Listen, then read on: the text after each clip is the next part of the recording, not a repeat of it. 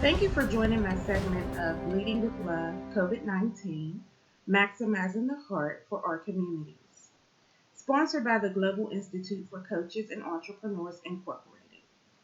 You can find more information about the Institute at www.globalcoachentrepreneur.org. My name is Coach Chanel Rosebud.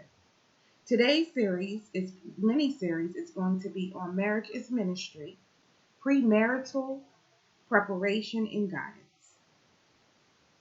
I'm going to be reading from my Selfless Love Lessons book. I have two topics or two titles, and it's going to be faithfulness and distractions. And the reason why I chose these two specific titles was out of the Selfless Love Lessons book.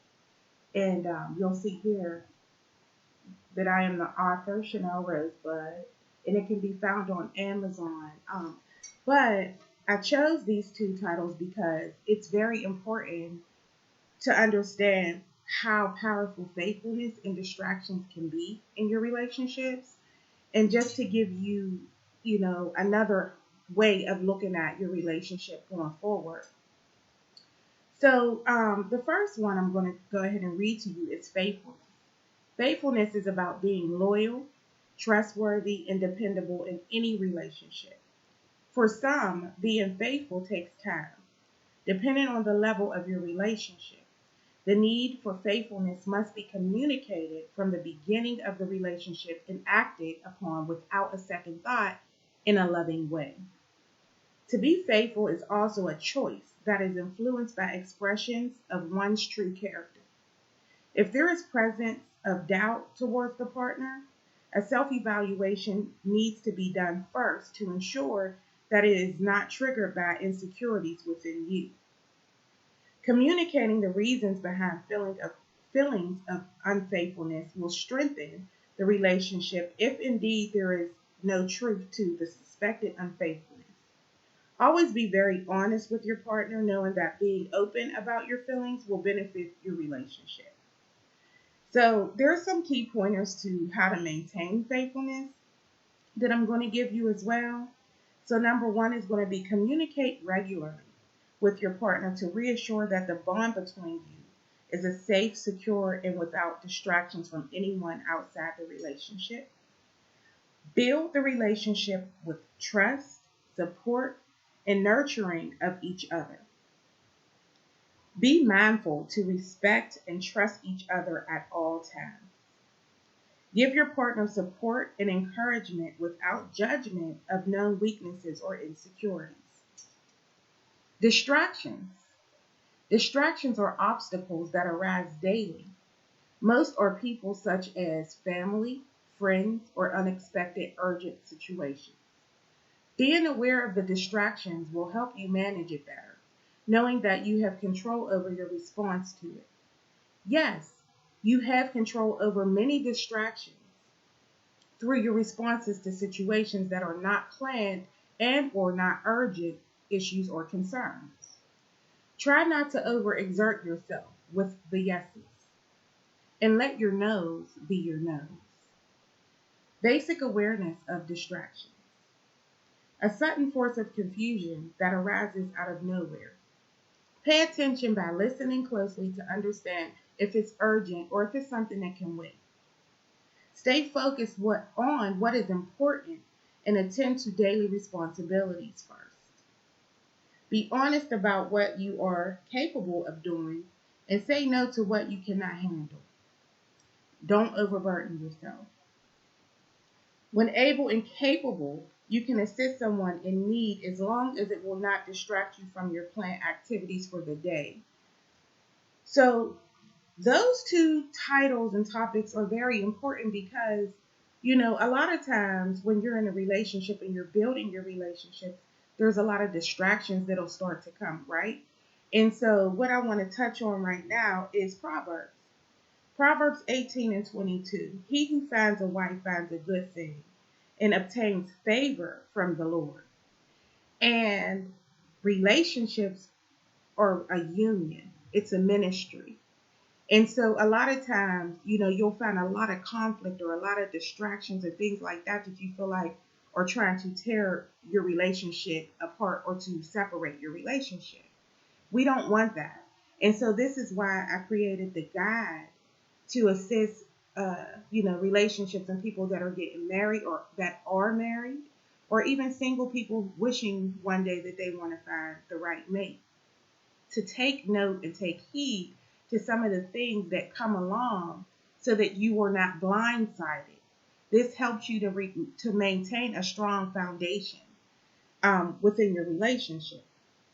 So being having faithfulness is something that, when you're dating, you should be already looking into these type of questions that you're wanting to ask, paying attention to the warning signs, and just making sure that you have a genuine relationship, because you don't want to get married and you're having difficulties and issues and things like that. You want to resolve those things prior to getting married.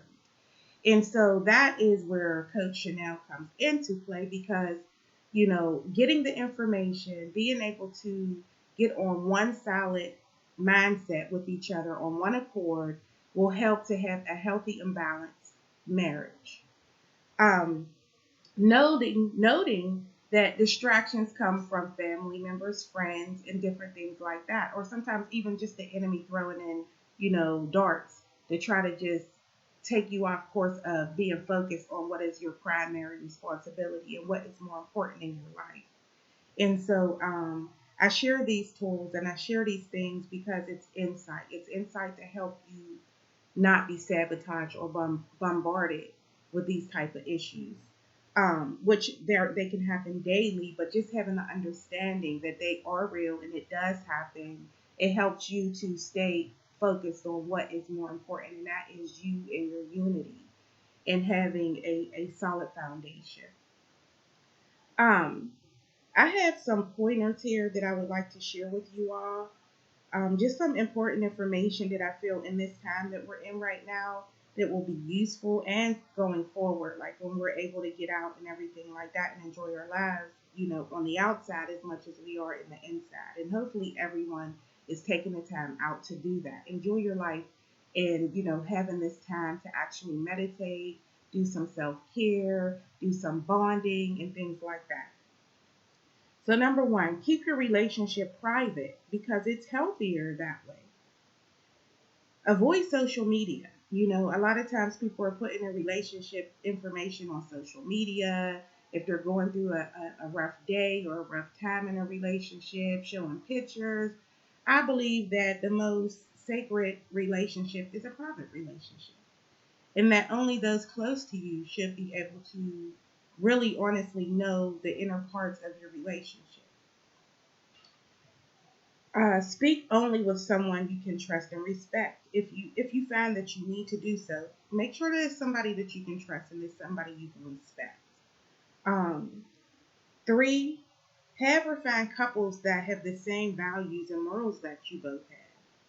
I believe that this is one of the most important things that you can possibly do in a relationship is find people, relationships and couples who have the same morals and values and respect their marriages, respect their couples, their partners. I believe that a lot of times in the era that we're in right now, a lot of couples don't have healthy, balanced friends or or partners, right? Like relationships, network, partnerships, and things like that outside of their union. And it's important for you to be around people who help to build and not bring down. It's very, very vital. Having the wrong people around you in your relationship is toxic, and it can bring that toxic stuff into your home, and you don't want that. Speak with your partner about having a promise to one another in a special way of reminding each other not to become disrespectful or anger. Like, for example, a butterfly or a sweetheart promise to bring you all back quickly to a loving place. Do not go to bed upset with one another. Learn, if you do not have the understanding as of yet, each other's love languages. This is very important. This helps to shed light on getting a deeper respect and understanding of each other's needs in the areas of showing love. So I wrote down, again, and I showed you all Selfless Love Lessons, which is a relationship, small little journal, but it has 8 basic, powerful topics that helps to not only evaluate your relationship, but evaluate yourself as well. And then you can journal. And then also, author Gary Chapman, he has a book out and it's called The 5 Love Languages. I believe that that's a powerful tool as well, to utilize, just, to see what it is. Like, is it a touch? Do you like to be affirmed? Because everybody has their own way of receiving love. The next thing is going to be go on mini trips, get massages, and exercise or go walking together. Do self care at least twice a month separately. This helps to maintain individual wellness, which everyone needs. Find a common like, such as a movie series or a game, to keep each other engaged. This heightens intimacy and bonding. Affirm or compliment one another often. Appreciation of one another solidifies the relationship. So I am going to end here by saying thank you so much to the Global Institute for Coaches and Entrepreneurs for building this platform of the heart. You can follow me at Selfless Love Talk on Facebook, info at mondaymorningclientservices.com if you would like to email me personally. My website that you can go to also is www.mondaymorningclientservices.com. And I'm also on blogtalkradio.com, Coach Chanel Budd, and this is on Saturday mornings, 10 o'clock Central. And last but not least, I have a private Facebook group for relationships. It's called Relationships and Conversations Q&A, that anyone, that would like to ask questions or, come into a community where we all embrace and encourage relationships, you're welcome to do that as well. I thank you all for your time, and I am, blessed to be able to present to you this mini series on marriage is a ministry.